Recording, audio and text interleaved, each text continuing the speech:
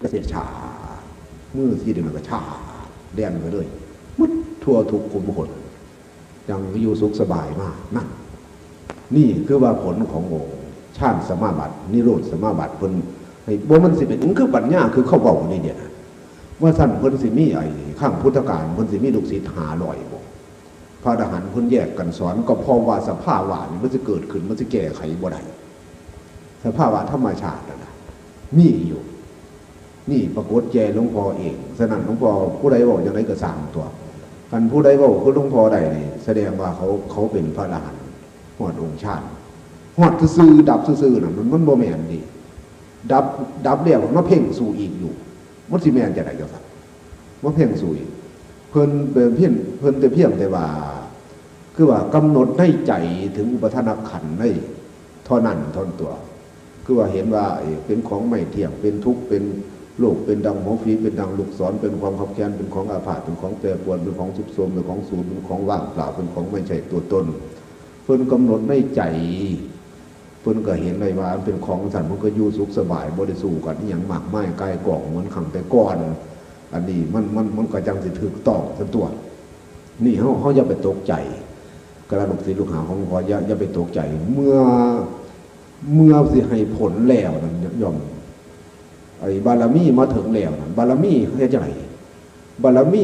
ความเพียรพยายามเฮาบ่ขาดตอนบ่ขาดสายบ่ถึงสิขึ้นมักขึ้นหักหลวงพ่อรับรองการประพฤติธรรมกรรมฐานอยู่นะนี่ม่านมาผจญจักไม่ยิ่งไม่ยามามักมันคือกันแต่ว่าหลวงพ่อบ่ไปดิบ่ไปนำหลวงเทื่อก็ขึ้นอยู่ขึ้นบักแข้งหลวงเทื่อกามมาราคากับบักแข้งแต่ว่ามีขันติไวว่าเคล็ดลับนั่นว่าความหลักมันเป็นยาพิษมันเป็นยาพิษเป็นยาพิษหลายเป็นของหอมหวนชวนแลนเขาใส่เมื่อเฮาไปได้แลกมาแล้วโอ้ยทุกทั้งโลกกับบ่ปานฉะนั้นคณะลูกศิษย์ลูกหาของหลวงพ่อจึงเอาเป็นตัวอย่างให้ฮอดให้ถึงแต่ว่าการถึงก็สิบ่คือกันกับหลวงพ่อบรรจุคนหรอกก็แต่ว่าพระอริยเจ้าคือกันสิบ่ถึงคือกันไอ้เบิดจุอกแต่ว่าคิปปาพิญญาทุกไอ้อีหยังทำนองนี่แหละปฏิบัติง่ายไอ้หูได้ง่ายปฏิบัติยากหูได้ยากหลวงพ่อเขาทำนองปฏิบัติยากหูได้ยากแต่ว่ามันเป็นวิบากกรรมของหลวงพ่อเพราะว่าอีกในหนึ่งหลวงพ่อเกิดมาในยุคมันเบิดศาสนาแล้วหลวงพ่อกล้าเว้าได้เลยเบิดศาสนาหลานมรรคผลนิพพานเม้นไผสิจับหลวงพ่อก็มาเลยถึงเถระสมาคมถึงหยังจะมาเลยหลวงพ่อกล้าท้าทายได้เบิดศาสนาในด้านมรรคผลนิพพานแต่ศาสนาในด้านตัวหนังสือยังอยู่ในพระไตรปิฎกยังอยู่พระเน้นเถรขี้ยังอยู่ศาสนามรรคผลนิพพานอย่าเลยอย่าเบาเทศเปล่าฉะนั้นหลวงพ่อจังบ่ตกใจตัวหัวเขาถามในวงปฏิบัติเฉยโดดเฉยมันสิไปดับจังไหนสมมุติว่าเฮายกมือสิบอกเฮายกมือสิยกไปสั่งจังหวะไปสั่งจังหวะมันมาสัมผัสแล้วมาดับอยู่นี่บอกเฮ้ยมันก็ถึกอยู่หลวงพ่อก็ว่าบ่ถึกหลวงพ่อก็ว่าถึกอยู่ถึงระดับจะเลื่อนสติหามันโบยกหามันแล่นมาผีดิกิเลสมันแล่นปรุงแต่งอยู่ผีมันสิเอาทันบ่ขนาดหลวงพ่อเพ่งอยู่ครับเรื่องเทือบที่เป็นภาพอสุภะเคยเสพสมพนมพันมาเศร้าหาอสุภะกรรมฐานใส่ก็บ่เห็นยืนน้ำขึ้นนั้นเข้าใจหัวสิขาดจักลืมหมดอสุภะกรรมฐานอยู่บนไหนขนาดเคยเพ่งมากครับเคยเห็นในเพ่งเป็นขี่เป็นเยี่ยวรถลืมหมดจักสิเศร้าไหนการต่อสู้ในบนเวทีคือเขาตีมวยนี่กูนำมาในจักสิใส่ไม่มวยไหนรถมืด8 ด้านกูได้เด่นเอาไม่ไหนมันปานอันนี้ว่ามันธรรมดาจักศอกจักเขาหรือว่าบ่มีสมองสิเอานั่นนี่วิธีของหลวงพ่อปฏิบัติธรรมแบบบ่มีครูบาอาจารย์ในยุคปัจจุบันเป็นตัวบุคคลแต่กับพระอริยบุคคลเพิ่นจารึกไว้ในพระไตรปิฎกให้หลวงพ่อได้ค้ำเอาเป็นบางบทบางตอนก็แสดงว่าพระพุทธองค์นั่นล่ะเป็นบรมครูในพระอริยสาวกหลวงพ่อก็จังได้เทศโดยมากหลวงพ่อจักเทศเฉพาะแต่แนวอนุภาวิหารเก่ากับไอ้วิปัสสนาญาณเก่าเท่านั้นไอ้ยังสูงสุดเก่าวิสุทธิ7ซะ เท่านั้นมีเท่านั้น อันเด่นที่สุดคือวิปัสสนาอนุภาวิหารเก่าคือว่าฌานสมาบัติเก่าเท่านั้นนี่แหละอยู่นี่แหละแต่พระองค์เพิ่นสอนตามจริตที่ว่าขณะนั้นก็คือว่าตามอินทรีย์แล้วเมื่อเพ่งหัวฌาน4แล้ว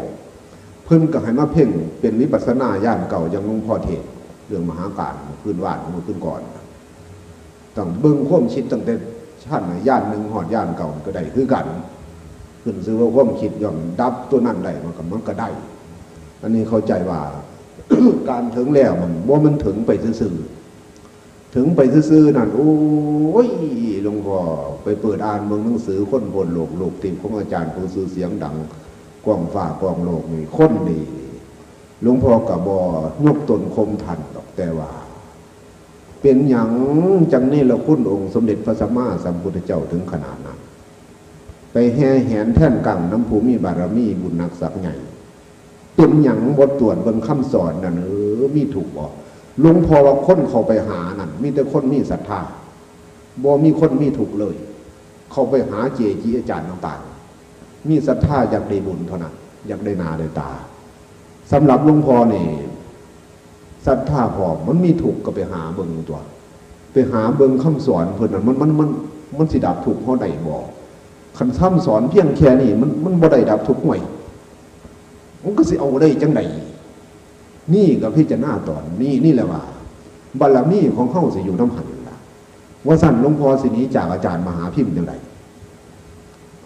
คันเว้าเรื่องวิปัสสนากรรมฐานในทั่วประเทศเอามาแข่งกันมาคันสิเว้าเรื่องเอาประชันกันยังสิเอามหาพิมพ์นี่ยากกว่าเด้อาจารย์มหาพิมพ์ยาก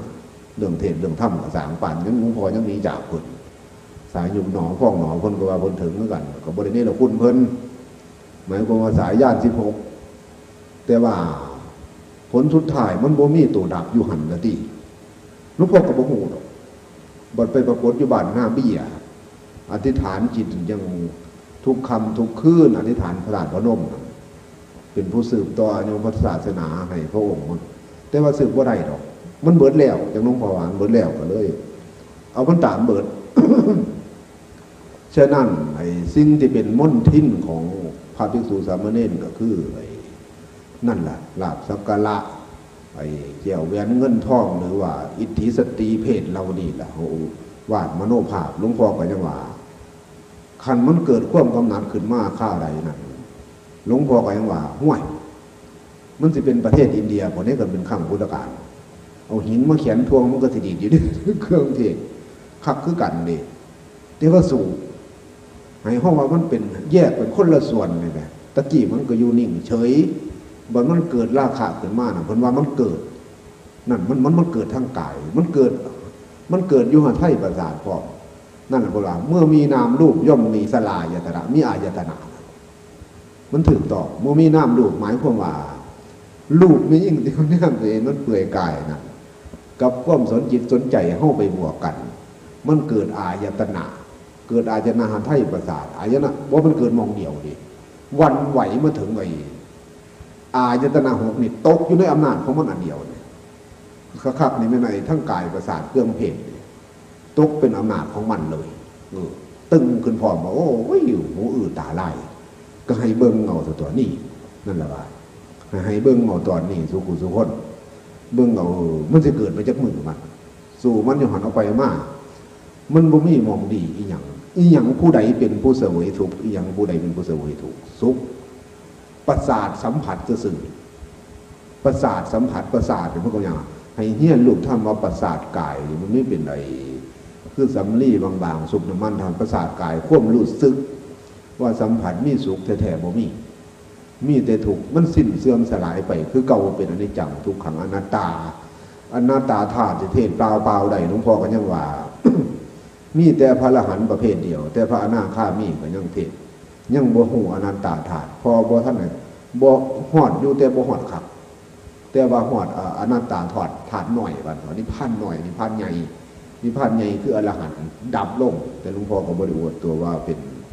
ไอ้อรหันต์คือเป็นนิพพานสูงอีหยังแต่ว่าฮู้วิธีดับนั่น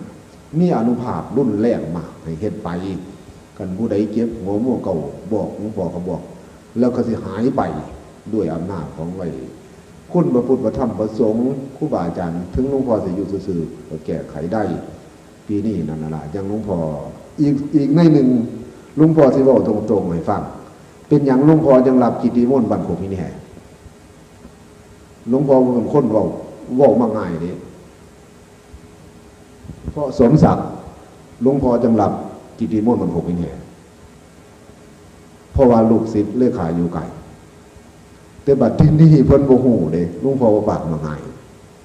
หมายความว่าสิฝึกฝนเอาเป็นตัวแทนหลวงพ่อเพิ่นเลยไปญี่ปุ่นไปทั้งหมดหลวงพ่อก็บ่ว่านี่หลวงพ่อสิเพิ่นหลวงพ่อฟังคันกระสั่นหลวงพ่อว่าสิไปอยู่ทั้งภูเขาเล่ากาหม่องเคยไปอยู่พุ่นคือสิไปสงบสุขอยู่ผู้เดียวก็จะดีซะที่มันบุญมันไหวก็เลยเป็นห่วงสมศักดิ์ว่ากำลังบ่เพิ่นทำกรรมฐานเรื่องมีเมสซี่อยู่นี่ก็คันสิอยู่นำม่วงเลยก็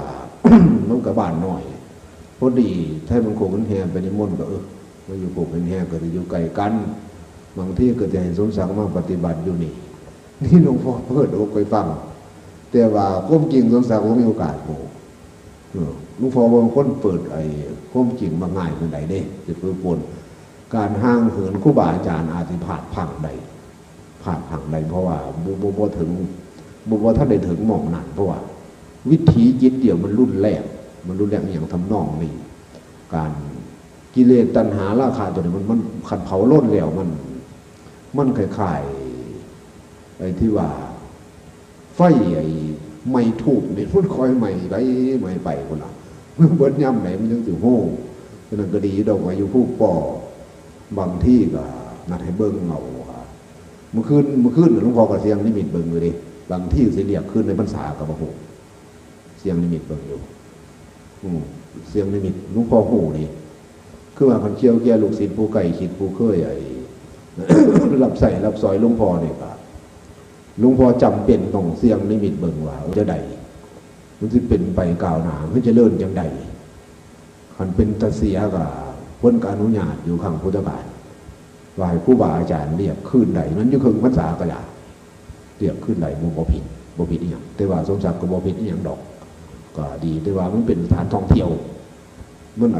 เพิ่นบ่มีความสงบเอาไปเอามาตั้งแต่เพิ่นบ่ทันไปเพิ่นมีบารมีก็คนบ่หลายว่าขึ้นไปแล้วมันโหขึ้นไปแต่ดีมันก็หลายขึ้นไปคันแม่นคือหลวงพ่อใครเดี๋ยวหลวงพ่อเขียนป้ายติดกึกหนูดิบ่ให้ขึ้นไปหลวงพ่อเตรียมมาจะสั่งไปหาเจ้าวาดอยู่ออกทุ่นออกไปเขียนติดไว้หน้าพระอย่าให้ขึ้นอย่าให้โยมพระอย่าให้โยมไม่ยิ่งขึ้นไปถึงแบบสั่นถึงมีพระปฏิบัติอยู่หันห้ามเยี่ยมห้ามประกาศมันต่างที่ว่าอยู่มันบ่ได้พวกนี้มันคือว่าระว่างเขาเดินทาง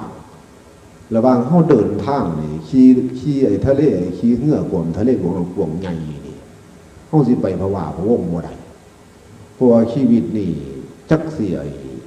มวยมรณะมือใดสัจธรรมของพระองค์ให้ระลึกถึงองค์สมเด็จพระสัมมาสัมพุทธเจ้าของเฮานั่นเพื่อพระสิตรัสรู้ขึ้นมาแต่ละพระองค์นี่โอ้ยเป็นของหาได้ยากแสนยากจนในที่ว่าบางกับบ่มีเลยหลวงพ่อเกิดมาในยุคนี้ปฏิบัติธรรมบ่คือหมู่ลูกศิษย์ลูกหาดิปฏิบัติธรรมบ่ได้ห้องได้ให้คือหลวงพ่อดิหลวงพ่อบนครูบาอาจารย์น้ำตานี่นองหนาเสมอจักสิไปปรึกษาผู้ใดจักสิไปเพ่งเรื่องใดกำหนดทั้งตาหูจมูกลิ้นกายใจคำมันคิดเกิดคิดหนออยู่คำมันได้ยินเกิดได้ยินหนอซื่อๆเราบ่เห็นอีหยังจักเถื่อขวาอย่างหนอขาสายอย่างหนออย่างกับพุทโธสัมมาเพ่งลูกแก้วเราก็แล้วเห็นเดือนเห็นดาวเห็นอีหยังเราก็แล้วมิดอิงติ่งนั่นมันเบิดแล้วมันเบิดศาสนาของพระองค์พวกมู่นั่นเป็นอย่างจะเขาแว่ไปหาลูกแก้วสมาละหังเป็นอย่างเขาแว่หนีก็ผมมันเห็ดหยาบมันบ่มีมันคือว่าเขาบ่หาใจเขาเสื้อในตำราว่าเขาเสื้อในตำราว่าถ้าอารมณ์อยู่ที่ไหนใจมันก็อยู่ที่นั่นมันก็ถืออยู่เช่นว่าเฮาได้ยินเสียงนี่มโนทวารนี่ใจมันก็มาอยู่น้ำเสียงคือกันใจ เช่นว่ามันเจ็บพี่ใจมันก็อยู่ในมโนทวารมันก็มาบวกอยู่นี่คือกันอันนี้มันเป็นปลายเหตุแต่หลวงพ่ออยากรู้จักต้นเหตุมันน่ะบ่มีคนบอกจักเถื่อจะรู้จักต้นเหตุมันอยู่มองใดบันไลกี่เขาว่ามันอยู่นี่วะนี่แหละเพิ่นว่ายังแสงตาตกมีเงิน600,000ไผหาได้กินท่านหาแหน่นอกจากนั้นกินเสียงอย่าเหลือเสียงตาตกมันก็ตกอยู่นี่มันก็ตกอยู่ตาเจ้าของนี่อายนะหกมันตกอยู่นี่ตกอยู่แส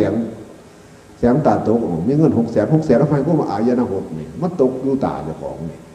เฮาเนี่ยไปนะมันอยู่ในนี่คือว่ามันออกไปหาอยู่หากินลุงพ่อก็ขอย้ำมีว่านั่นล่ะไอ้ผ้าสีต่างๆที่เพิ่นตัดไว้จังผ้าสีของพระสักขีลุงพ่อแห่งทองเอาแสนเถื่องมุ้ยเยธรรมาเหตุวาเตสังเหตุตุงตถาคตัวหาเตสัญจะโยนิโรเอวังวาทีมหาสมโน เขาเขียนไว้อยู่เล่มใดก็ได้พวกคนโลกทำทั้งหลายไอ้ที่ว่านั่นล่ะไว้นั่นล่ะคือว่าเกิดจากเหตุพระสมณโคดมสอนเหตุถึงทำนั้นและความดับถึงทำนั้นพระสมณโคดมชอบสอนอย่างนี้บัวมันแมนของเขาหลักตีแปลมาเป็นไทยแล้วก็ให้มันถือข้อหมายบ่ล่ะมันถือบ่ล่ะทำทั้งหลายเกิดในเหตุมันอยู่สั่นมันเหตุอีหยังบัดแท้มันกิเลสทั้งหลายมันเกิดจากใจแล้วใจมันอยู่ใจไล่ไปหากามตัณหาภวตัณหาเป็นตัวสมุทัยนั้นมันเกิดมาจากไหนเรื่องตัวสมุทัยมันเนี่ยมันเกิดมาจากใจมันเกิดมาจากใจจากความคิดก็หาหมองมันเกิดกูแล้วก็ยาหัวทีบข้อปลาผมก็ได้ตัว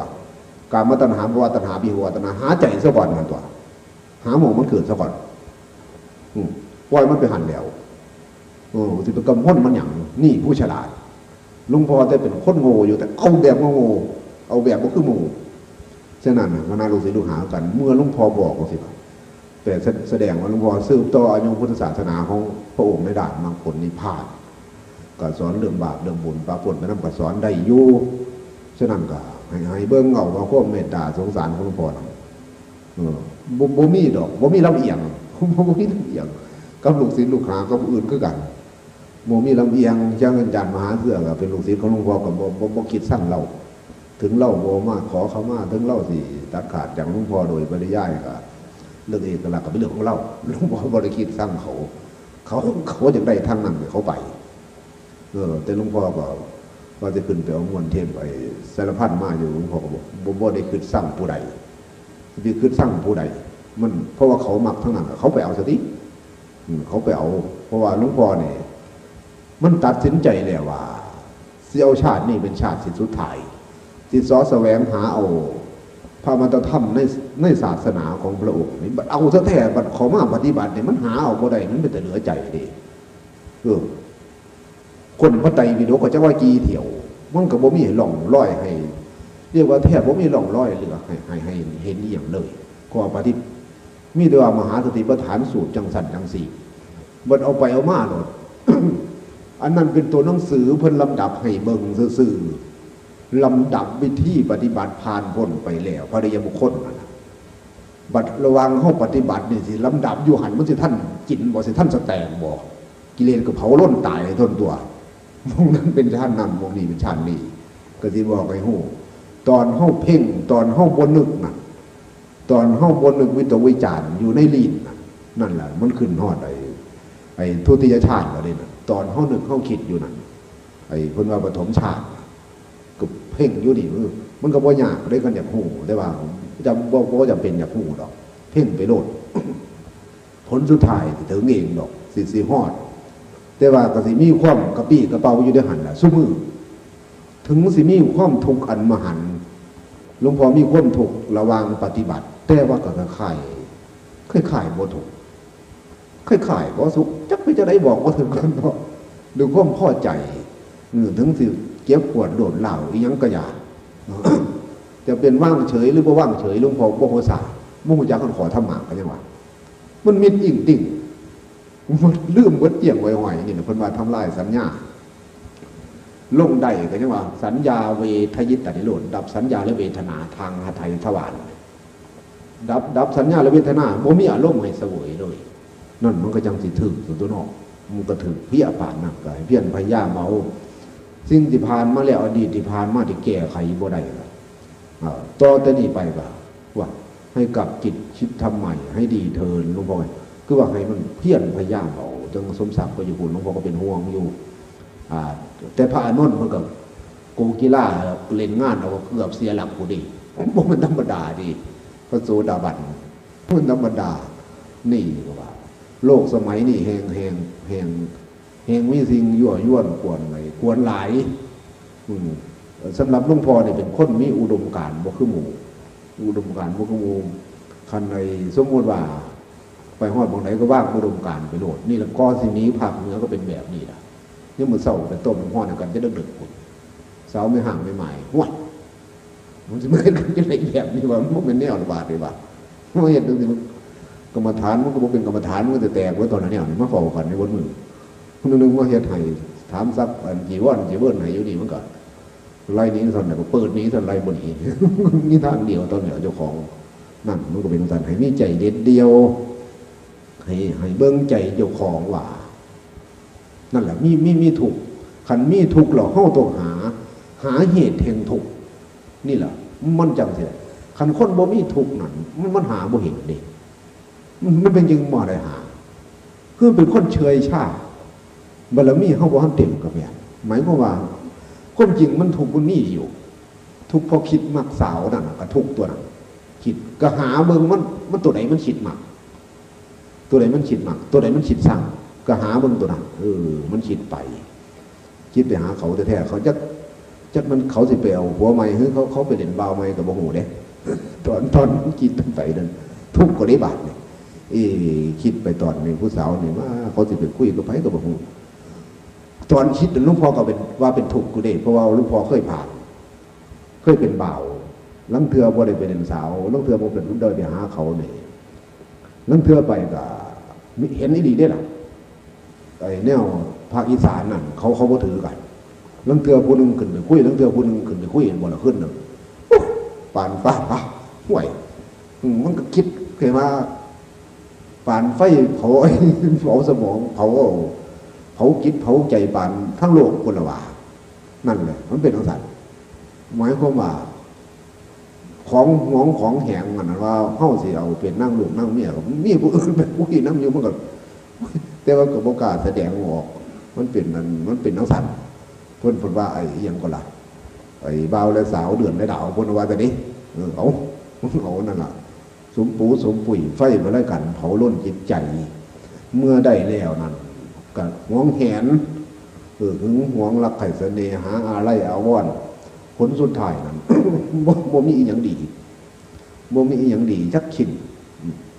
ความสุขหรือความทุกข์มอบให้ประสาทความรู้สึกเท่านั้นนิดหน่อยนิดเดียวหลวงพ่อก็ยังว่าเสียวความใคร่ความกระสันนิดเดียวนำน้องไประบายออก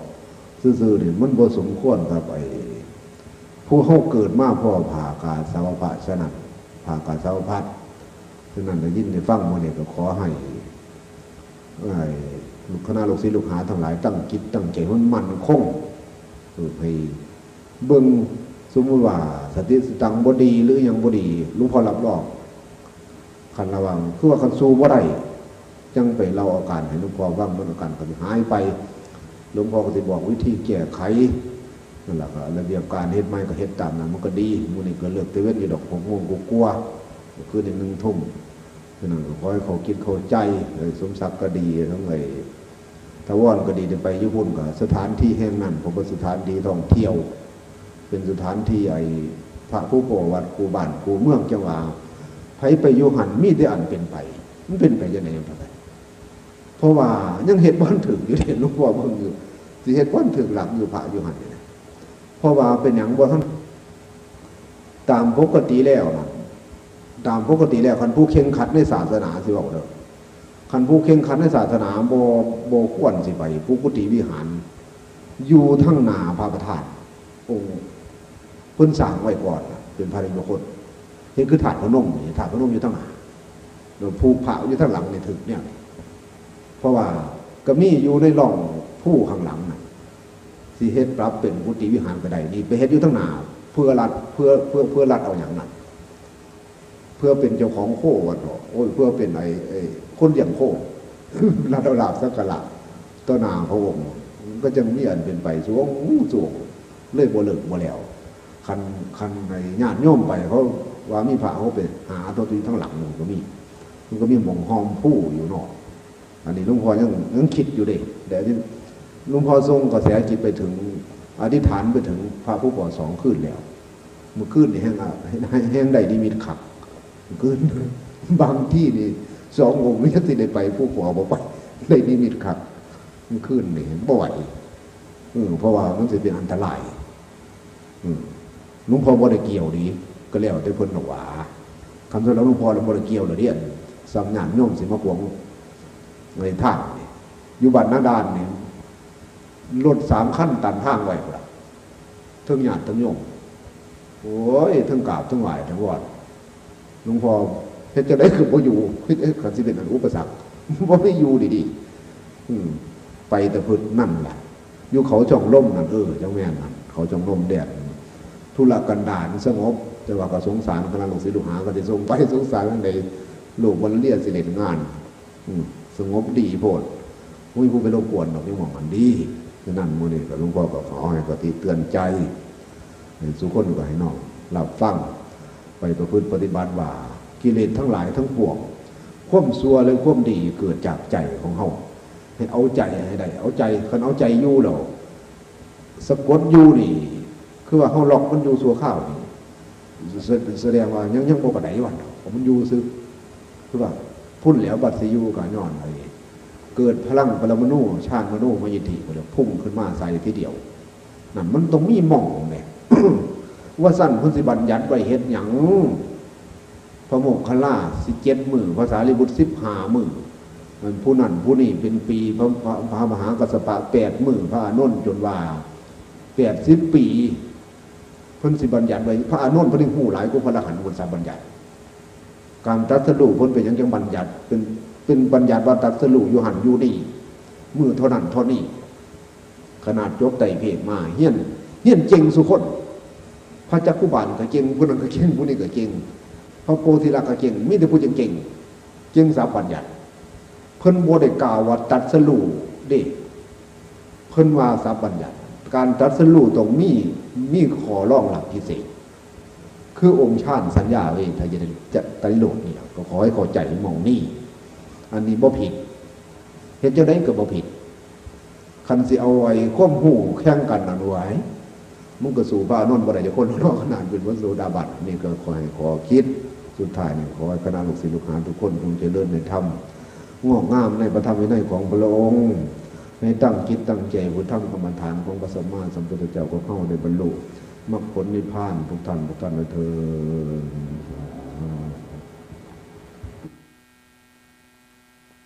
มาให้เดิมแดงปั่นมาพี่พรนี่ยังกระจกบึงแดงหมดโอ้ตาสิบ่แตกโอ้น้ำตาก็ไหลนี่ควมถูกลังเทื่อก็ร้องอารมณ์เผ็ดเสียงบึงผู้สาวก็มักดีก็ยามันเฮ็ดไปทุกอย่างสาวมักบ่มักก็ซื้อไปสิมักเขานำก็มีเด้ลังเทื่อเมื่อวานลังเทื่อถอยสู้อารมณ์เข้ามาสู้ไปสู้มานี่ล่ะเรื่องผีสางข้างแดงนั่นความทุกข์หลายนั่นยังว่าหลวงพ่อบ่มีนิมิตบ่ใครเทศนิมิตนโมนิมิตหลายโพดจังว่าหลวงพ่อผู้เทศนิมิตถูกที่สุดนี่มีแต่ขันธ์พระอริยบุคคลนอกหมู่นั้นอย่าหวังเลยบ่มีหวังจังหลวงพ่อพุทธเทศนิมิตหลวงพ่อบอกไปเผาไฟถิ่มโดดหลวงพ่อพุทธไปดังๆเมืองโคราชเทศที่วัดชัยสุนทรหลวงพ่อถามพระไม่ผู้ใดเทศเรื่องนิมิตอาจารย์พูดว่าท่านเอาไปเผาไฟถิ่มไหม้ว่ะคันหลวงพ่อสั่งเผาแล้วนี้บ่ได้อยู่เทศซ้ำนี่บ่ได้ว่ามันบ่ถูกลักษณะของธาตุขันธ์นั่นให้จำเอาคือว่าเพ่งนี่ขนาดมันดับลงนี่คันเปรียบเหมือนไหนก็ไพ่เอ่ยเสือเพิ่นคือหลวงพ่อชาว่า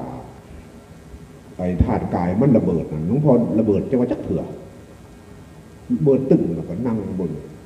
อยู่ในหันล่ะนั่งเบิ่งอยู่ในกฎเจ้าของนั่งซ่อมเนี่ยบ่ซ่อนเบิ่งว่ามันใจมันสิขึ้นจากไส มันสิตอบมาว่าจังไดอันใดเป็นโสดาสกทาอนาคามีอรหันต์ทางไปยี่ยุหัน ตอนมันส่งแห่งความว่างมันนั้นสติของหลวงพ่อกระปักผู้ดีบ่ได้ไปสลึงอยู่ทั้งนอกนี้ ดึกเขาหนีเลยวันเสาร์มันสิยงไหนจ้องเพื่อนเลือกตาต้องให้น้อยนั้นมันคิดพอออกมาดอกมันคิดสู้กันอีก สู้แล้วสู้เหล่าจากเดือนเป็นปีมันก็หลายปีถึง5 ปีหน่อยจนพุ่นแล้วอิดเมื่อยเนื้อเมื่อยหลาจากอันใดเป็นใดก็นึกแล้วหลวงพ่อว่าตัววัดบุญวาสนาที่จะห่วยพระธรรมของพระองค์แล้วศาสตร์นี้คำตั้งสัจจะของหลวงพ่อบ่คือหมู่ หลวงพ่อไปยุธรรมใดหิวใดหลวงพ่อก็ขอว่าขั้นลูกนี่ได้พ้นทุกข์ทางใจแม้นสิบ่มีคนรับหน้าถือตาจะคนหลงลูกก็สิยอมแม้นสิบ่มีคนใส่บาตรให้กินลูกก็สิหลับคันสิให้ตายมื้อนั้นลูกก็สิเอามันทุกข์หลายอธิษฐานจังซั่นลูกสิบ่เดือดร้อนจังว่ามันหลวงพ่อเลยเป็นบุคคลบ่มีเอกราชนี่บ่ได้ฐานหาเอกราชเอาไปเอามาครั้งสุดท้ายนะครั้งสุดท้ายมันเป็นโอกาสดีในที่ทอกหนาวจัดสู้มือสั่นแล้วไล่กันเราเอาก็บรรลุสู้มือให้ว่าแพ้มันสู้มือแต่ว่าหลักการของหลวงพ่ออาบน้ำบ่าย2 โมงให้จำเอาหลวงพ่อบอกบ่าย2 โมงบ่มีผ่านเลยก็เบิ่งนาฬิกาพอนาฬิกามีอยู่แต่ว่าหลวงพ่อบ่เคยตั้งหรอกนาฬิกาปุ๊บตื่นนั่นก็จะตื่นตีสองไปตี 2 ครึ่งสิตื่นเลยวันคือบ่าย2 โมงอาบน้ำเลยว่าเป็นบ่าย2 ครึ่งก็ลงไปสวดมนต์สวดพรเด่นน้ำโคตรหินพอบ่าย 3หรือบ่เกินบ่าย 3 ครึ่งบ่าย 4เขามาถามจนฮอด5 ทุ่มจะนอนบ่นอนจะนอนบ่จะนอนก็นอนเพราะว่าเป็นหยังจะนอนเพื่อว่าสิเอาแห้งสูงยังมื้อเช้าคันเฮาต้องเฮ็ดเป็นเวลาว่าซั่นคันสิบุกแล่นไปฮอดตี 1 ตี 2ยังมื้อเช้ามันสิง่วงต้องแบ่งเวลาให้มันถูกนี่จื้อเอาดอกพอตื่นตี 2 ครึ่งที่บ้านเขาหูเลยตื่นปั๊บหลวงพ่อเปิดไฟต้มน้ำร้อนมาล้างหน้าเพราะว่าหลวงพ่อบ่มีกระติกน้ำบ่มีกระติกน้ำร้อนมันสิเสียบปากเอาเสียบปากก็มาล้างหน้าสดชื่นเขาไปนั่งมันก็มาถามทุกครั้งเฮ็ดจังซั่นเป็นประจำก็บ่ถือว่าเป็นความลำบากของหลวงพ่อมันเคยคิดมันเลยเกิดนั่นล่ะให้ว่าเกิดมีปีติมีสุขอยู่หั่นน่ะหลวงพ่อบ่ฮู้บ่มีโอกาสฮู้เรื่องร้อยเข้าใจนี่ว่าหลวงพ่อมีความพอใจมีฉันทะวิริยะจิตตะวิมังสาอยู่เพียบพร้อมเลยแต่หลวงพ่อบ่มีโอกาสฮู้ขอบัญญัติซื่อๆเพียบพร้อมทุกประการศรัทธาวิริยะสติสมาธิปัญญาเพียบพร้อมเลยแต่ว่าบ่รู้จักสัพบัญญัติซื่อๆในตอนปฏิบัตินี่หลวงพ่อสอนลูกศิษย์ลูกหานี่ให้มีขอบัญญัติมันดีกว่ายังจำบ่ได้ดีระวังสู้กันให้ว่าโอ้ยบ่เป็นธรรมดาเด้ให้ว่าสู้กันความคิดกับการปรุงแต่งกับสตินี่ความคิดเป็นอารมณ์นั่นแหละสู้กันให้ว่าสิเอามันให้ได้บ่ยอมไล่กันเราเอาบางที่มันวนอยู่หลอกหัวนี่หลวงพ่อเข้าใจว่านั่นน่ะวิญญาณมันลอยเพราะว่าปู่ย่าตาทวดเพิ่นก็ว่าวิญญาณมันออกจากร่างกายได้บ่ล่ะไอ้อนุสัยส่วนนั้นมันยังฝังมาอยู่ส่วนลึกมันเลยงูบักใหญ่ไล่ว่าวิญญาณมันออกไปได้เข้ามาได้มันจนผิดหลักพระพุทธศาสนาฉะนั้นวิญญาณนี่ออกจากร่างกายบ่ได้ออกได้อยู่เมื่อเป็นอภิญญาจิตหลวงพ่อสิบอกแต่ก็มีตอนหนึ่งอยู่นี่บัดที่1ไล่กันไปให้ไล่กันมา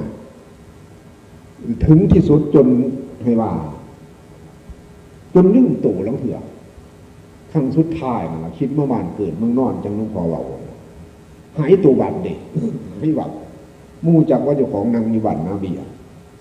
สติได้ก็ขึ้นบาทนี่ไปบาทเดียวได้เป้าหมายเลยเห็นบอกหลวงพ่อจังหู้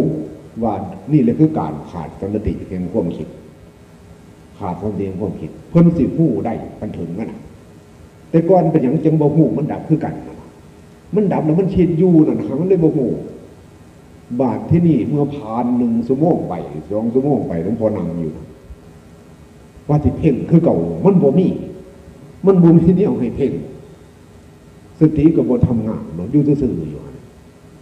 นั่นมันก็จังเป็นหูตัวขาดสันติลงอย่างแท้จริงบ่เป็นอุเบกขาบ่ได้ว่างเฉย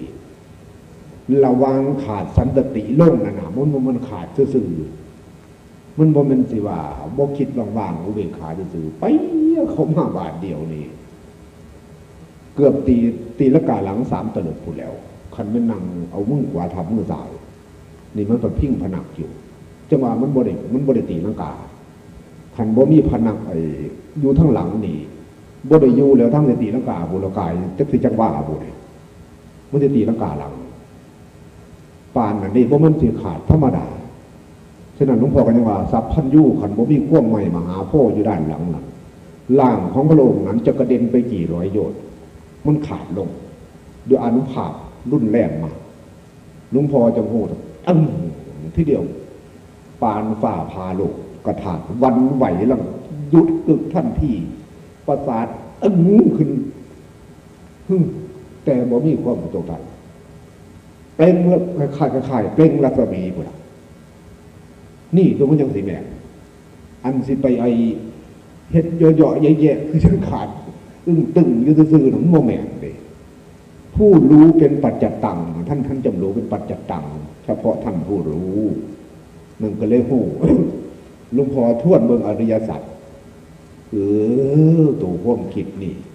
มันก็เป็นตัวสมุทัยคิดไปมันก็เป็นทุกข์นั่นตัวสติเป็นมรรคดับลงเป็นนิโรธเห็นบอกมันก็ถึกต้องอยู่ตามนี้ปฏิสุบาทล็อกข้าวเดียวตัวใดเป็นอวิชชาสังขารวิญญาณนามบุษราภาษาเวทนาตั้นของปาทานภพทาน สิ้นสุดของการสิไปเฮี้ยนกับผู้อื่นไปถามผู้อื่นบ่มีเลยนับแต่มือนั่นเป็นต้นมาปากของหลวงพ่อกับมีอยู่แต่บ่มันยิงเลยล่ะหลวงพ่อบ่มีสิไปถามผู้ใด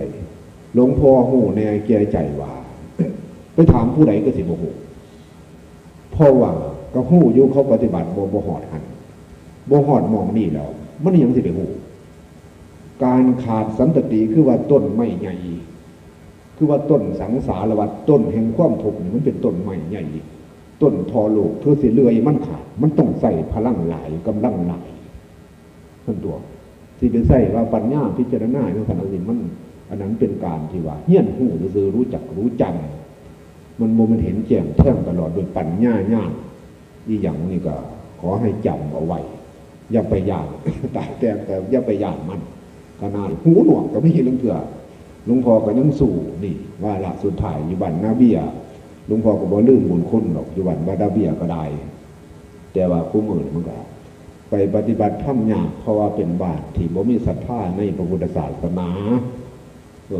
ผู้อุปถัมภ์บำรุงหลวงพ่อไปใส่นี่นี่เข้าปฏิบัติผู้ตอนรับอุปถัมภ์บำรุงมีไว้เสมอแต่หลวงพ่อบ่มีนิสัยสิเป็นรบกวนผู้ใดท่านหลวงพ่อสิเป็นนักตมหรือเป็นพระที่ว่าขอปัจจัยซื้อนั่นซื้อนี่ไว้มันได้หลายโพดดอกผมยอมเด็กแต่หลวงพ่อบ่ขอผู้ใดนี่ตัวหลวงพ่อกบวชมาดลบ่เคยไปยืมเงินผู้ใดบ่เคยไปยืมเงินโยมเงินหยังจังเถื่อบ่มีก็บ่ใส่เอามันอยู่หันบ่มีกิจนิมนต์ก็อย่านี่เฮาต้องตัดปีที่แรกไปอยู่น่ะมันเคยอยู่เมืองจันทบุรีบ่เคยอยู่เมืองเงินเมืองทองมันแนมหาคนเดียวก็ไปหาเนี่ยทางไปยังเว้นมาปี2ก็ใครจะหน่อยปี3มันนี่สิบุกแหละคนมาหาจากไรหนีมันเคยเห็นกรรมฐานมันมากหวงผักสันได้พ่อคนได้ยังมาเสาดีแต่ย่ำสันเข่าขนาดนอกมันเขาทำในกรรมฐานมันเลยดีนั่นแหละการคุณตั้งกรรมฐานต้องอาศัยความสงบแบบปัญญาเขาก็เพียบพร้อมทุกอย่างเสื้อหมันให้พุทธท่านสอนและสาบัญญัติต่างๆเขาก็คล่องมาแล้วถึงลืมไปกระสังปฏิบัติไปนี่มันสิงูไปหนาด้วยสาบัญญัตินั้นย่อมากกว่าที่ขู่ดอกให้เบิ่งอารมณ์กับความคิดอย่างเดียวคือเบิ่งไว้เบิ่งอารมณ์นี่แหละตัวความคิดเบิ่งบ่เห็นหรอกตัวอารมณ์น่ะคือตัวความคิดให้สู้อย่างเดียวตัวหนังสือนั่นเป็นส่วนหนึ่งเขาเห็นหรอก เพราะว่าเขาบ่ทันได้บรรลุอีหยังเขาบ่ทันได้ฮอดไอ้ อีหยังที่ไปแยกได้อยู่บนหอหลวงพ่อมาแยกได้ก็ตอนผ่านพ้นตอนต้องสิแยกได้เขาจะไปแยกคืออยู่ในหนังสือหน่วยจ่างโหลดจะไปแยกได้ของมันติดกันอยู่แล้วจะไปแยกจังไดแล้วมันแยกบ่เป็นเลยนั่นไม่มีฐานะจะแยกได้เพิ่นเอิ้นว่ารูปเวทนาสัญญาสังขารวิญญาณเพิ่นสมมุติแยกอาการให้ฟังซื่อเลยแท้ที่จริงแยกบ่ได้มันเกิดกลุ่มเดียวดับกลุ่มเดียวนั่นก็ขอให้เข้าใจแต่นี่ต่อไปก็ให้มีความมั่นใจในพุทธคำสอนขององค์สมเด็จพระสัมมาสัมพุทธเจ้าของเฮาหลวงพ่อถือเขาเดียวอันความผิดหลวงพ่อผิดท่อฝ่าไอเรื่องหยังกระสังบาปบุญคุณโทษให้ว่ากี่ปาถะเรื่องนี้ยังก็อย่าให้กล่าวเถอะเรื่องอาบัติระบบอาบัติให้ว่าบ่มีใครมีผู้เข่นหรอกสันเขาอยู่ในป่าสันโดดบุกแหลกอย่างเดียวเอาคือว่าปฏิบัติธรรมให้เพื่อให้ถึงที่สุดจักที่ถึงอยู่ใส่บ่หูนี่บัดถึงแล้วจังหู แต่งหนังสือก็บ่ได้อาศัยตำรับตำล่าอย่างอนุภาพชาติสายอย่างนกคนมหาสมุทรอนุภาพชาติคือกันก็แต่งเอาในมือหลวงพ่อโลดเขียนเอาโลดนี่ก็ขอให้เข้าใจเอาถามนี่มาที่นี่ให้ตั้งคิดตั้งใจกันผู้ใดมีบารมีกันให้ย่ำเข้าไปอีกว่านั่นย่ำว่าสู้กับอารมณ์อย่างเดียวสู้กับอารมณ์สู้ของคิดน้อมเข้ามาให้น้อมเป็นโอปัญญิโกเข้ามาได้ผู้น้อมเข้ามาบ่ได้นั่นแสดงว่าอินทรีย์บ่เกกะมันไปมันน้อมมาบ่ได้คือว่าน้อมเข้ามาโอปัญญิโกนี่น้อมเข้ามาบ่ได้มิตรไปก็ไปนี่เป็นสติรวดเร็วท่านการท่านเหตุท่านการจากหน้าที่เป็นชั่วโมงจากชั่วโมงเป็นวันจากวันเป็นสัปดาห์จากสัปดาห์เป็นเดือนจากเดือนเป็นปีหลวงพ่อว่าเอาชีวิตเป็นเดิมพันผลสุดท้ายนะชีวิตของเฮาก็เฮ็ดจะได้เกิดสิตายอยู่แล้วก็ขอให้เผาผลาญกิเลสตัณหามันก็ดีกว่าอย่าที่ตกใจว่าตัวโอ้ยบารมีหรือตัวได้ทำผิดจังสันสีนั้นมันเป็นส่วนอดีตผ่านมาแล้วแก้ไขบ่ได้ตั้งตัวใหม่พยายามว่าทำแต่สิ่งที่มันดีเก็บตัวแล้วก็เบิ้งอยู่หันมันชิดไปลังเถื่อมันเบาอยู่ลิ้นมันชัดไปมันหลวงพ่อมันนึกเบาอยู่ลิ้นมีตัววิจารณ์อยู่ลิ้นกับเพ่งสายสติลงมาเบิ้งมันสิดับเร็วพุ่งขึ้นมาสู้กันอยู่หันออกไปมากหรอกมันก็ถึงจนใดนั่นแหละถึงจนใดเมื่อถึงแล้วเฮาบ่มีหน้าที่ถามไผแต่สำหรับคณะลูกศิษย์ลูกหาหลวงพ่อสิอธิบายฟังถึงเองมีอนุภาพอันหนึ่งที่รองรับคืออนุภาพอันที่ตั้งขาดสันติสิมีปรากฏการณ์ให้หูทันทีเลยคันดับซื่อๆดังไว้หลวงพ่อดับมันเป็นแสนเถื่อมันก็ยังบ่หูบัดเถื่อสิหูมันเป็นหูเถื่อสุดท้ายที่ดอกจังหูจะนำชีวิตหลวงพ่อเรามากสุดรองบันหน้าเบี้ยนี่แหละแล้วก็ขอให้ยิบไปเพื่อเป็นข้อพิจารณาว่าชีวิตของเฮาเกิดมาเพื่ออีหยังนั่นแหละคือว่าให้ว่าเป็นคนไร้ญาติขาดมิตรในพระภิกษุสงฆ์เขาก็อาศัยซึ่งกันและกันเป็นพี่เป็นน้องกันให้ฮักกันมนพี่มนน้องก็บ่ให้เกินไป1 ทุ่มก็เขาห้องกรรมฐานสู่ไปอีกสู่ไปฮอดประมาณสัก4 ทุ่มจากนี่จาก1 ทุ่มไปฮอด4 ทุ่มจังพักผ่อนไปลุกขึ้นวางตี 2หรือตี 3ลุกขึ้นมาสุกะปีกระเป๋าขึ้นอีกสู่จังสี่ล่ะผู้มีบารมีอินทรีย์แก่กล้าสิได้หลวงพ่อสิว่าให้เพิ่มเติมให้ฟังอีกเพิ่มเติมให้ฟังควบโง่ได้คนโง่เนี่ยโง่ของวิธีก็ยังว่าโง่ตัวเดียวบ่พอโง่หลานตัวหลวงพ่อได้สั่งโยมว่าโยมว่าเดี๋ยวนี้หลวงพ่อนอนบ่หลับได้ดีกว่าตอนปฏิบัติไปซื้อยานอนหลับหลวงพ่อเลยไปซื้อเอง10 กรัมพอดี10 กรัมกินเม็ดนึงก็อยู่ซื่อๆอยู่ก็จังซี่ว่ะหมายความว่า4 ทุ่มหลวงพ่ออยากนอนสิไปตื่นตอนตี 2ให้มันเป็นเวลามันบ่นอนมันขามนิวรณ์ทำไปในตัวที่นี่มีฐานหลวงพ่อโหจังมันขามไปเมื่อใดนี่ล่ะให้จำเอาไว้ขามไปโดยบ่รู้สึกตัวคนโง่นี่ก็ได้มันรู้จักมันโง่ตก2 เม็ดก็คือเก่าอยู่เนี่ยเอ้าตายเขาว่าหลวงพ่อต้องไปหาหมอว่ามันโรคประสาทบอกว่าท่านหลวงพ่อเบิ่งเลี้ยวเบิ่งประสาทเจ้าของนี่มันบ่เป็นโรคประสาทมันบ่ได้ปวดมองไหนเพี้ยนแต่มันนอนบ่หลับซื่อๆอยากนอน3 เม็ดก็แล้ว ฮอด6 เมตรเฉยเลยมันเป็นอย่างหนอวะมันเป็นลูกวิหารได้ปะเป็นยังกระยาตัวเพิ่มยาแก้แพ้เข้าไปอีกคือเอาโอ้ตายทั้งนี้วะมันเป็นอย่างไรนั่นขามนิวรณ์ทำไปได้ตัวเลยตัวทีนมิถาขามไปโดยบ่รู้สึกตัวเพิ่นโง่ใหญ่ก็ยังว่านี่ปฏิบัติแบบโง่เอาไปเอามาแบบฮอดจังคู่มือเนี่ยโอ้ยเพิ่นขามนิวรณ์ทำดูความเพี้ยนเพ่งนั่นน่ะเมื่อเลยบ่หลับประสาทตื่นตัวมาเศร้าจะเถื่อ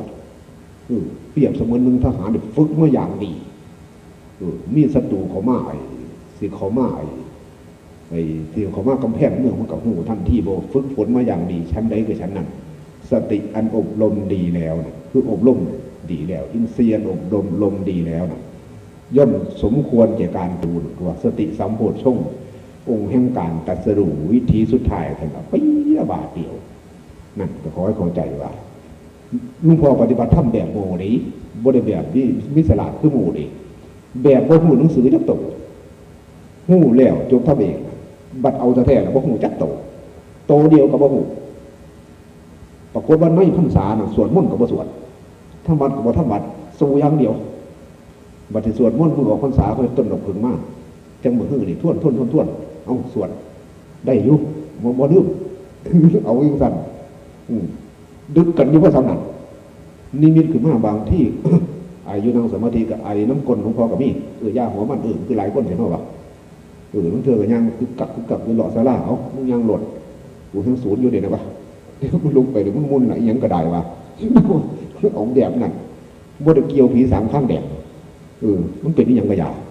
มันเป็นอย่างนี้เป็นสันโยก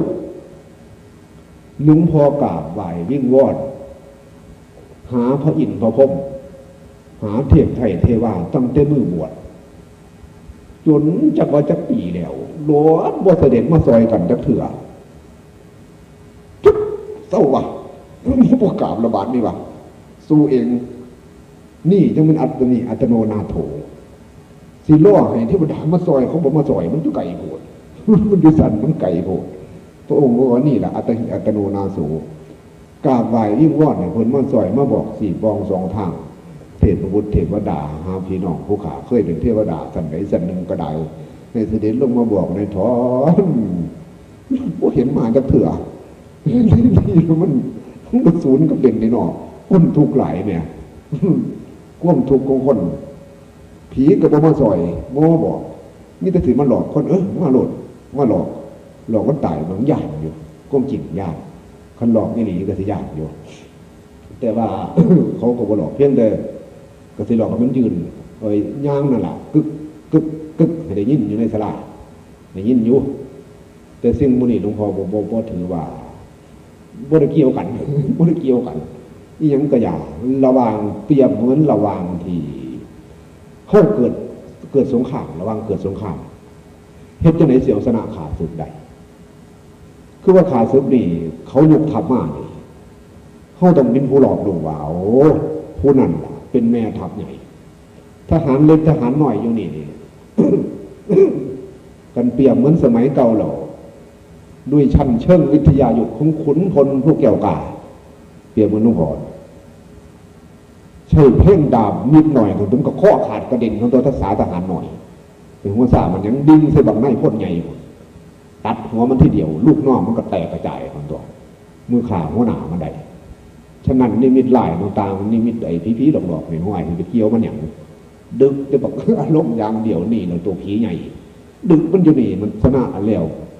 อันนี้มิตเคยเห็นผีเห็นสางนั่นมาหลอกมันจับภาพกันในใส่เบิดเกี่ยงโอยหอยนี่เราเปรียบทหารเล็กทหารน้อยก็คอยเข้าใจอย่าไปย่างอย่าไประแวงว่าเสียงกึกกักมาคือสิเป็นผีบ่ได้เกี่ยวเสียงดังบ่ได้เกี่ยวก็หู้อยู่บางที่มีสิ่งเล่นหลับถึงมาอยู่บ้านๆคงแห่งมีแต่หลวงพ่อบ่เกี่ยวเลยมาหลดดีกันป่ะนี่เท่านั้นบ่ได้คิดยากเห็นคือว่าฝนตกแล้วมันสิมานอนนำกระซางอันนี้ก็ให้ขอคติเตือนใจมื้อนี้ก็อธิบายมาพอสมควรนั่นล่ะเพื่อเพิ่มอีกใช้เวลาบ่เกิน1 ทุ่มเหลืออีก4จะขอให้ ดูความปรารถนาดีของหลวงพ่อก็ขอให้นั่นแหละเพียรเพ่งพยายามในจนสุดฤทธิ์สุดกำลังสุดฤทธิ์สุดกำลังว่าเฮานั่นแหละของบุรุษชั้นไหนก็เฮ็ดให้ได้ให้เป็นตัวแทนของไอ้พระพุทธศาสนาคือว่าอีกอย่างหนึ่งนะอีกอย่างหนึ่งหลวงพ่อว่านั่นล่ะบรรพบุรุษของเฮาผู้บังเกิดเก่าพ่อแม่ของเฮาผู้ใดล่มหายเสียตายเสียจากไปแม่ผู้บังเกิดเก่าจังของหลวงพ่อได้ล่มเสียหายตายเสียจากเพิ่นก็สิดีมุกดีใจแม่นวิบากกรรมส่วนใดของเพิ่น